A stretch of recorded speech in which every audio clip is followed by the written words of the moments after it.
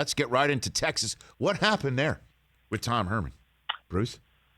You know, Rich, right around 3 weeks ago, Chris Del Conte, the AD at Texas, put out a statement that was really carefully worded, very cryptic. I remember we talked about it on our show the day it came out, where a lot of people were reading into it like it was like this vote of confidence that Tom Herman was going to be the guy, he's going to remain our coach. And, you know, it was worth noting at the time that statement came out 4 days before National Signing Day. So it was basically like to try to do the best they could to kind of keep recruiting on track as best they could.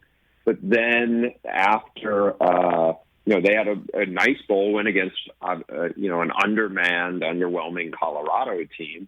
But I don't think that gave anybody else the feeling inside Texas that they felt any more confident that Tom Herman was going to get it done there. And so they ripped the Band-Aid off. And, look, we had reported this probably, I want to say in like early December, that Texas brass had made the decision to move on from Tom Herman. And really what that seemed to focusing on is, okay, it's Urban Meyer or bust. Well, Urban Meyer obviously didn't want that job and didn't want to go back to college football. But the mindset of Tom Herman, it's like the players were, from what I had heard, were over him. They just didn't feel the connection to him. They didn't buy into him at that point.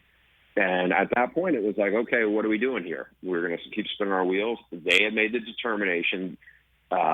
Texas had been vetting Steve Sarkisian, felt very comfortable with where Sarkisian is at right now. And he's had obviously a great couple of years in Tuscaloosa. And they moved fast.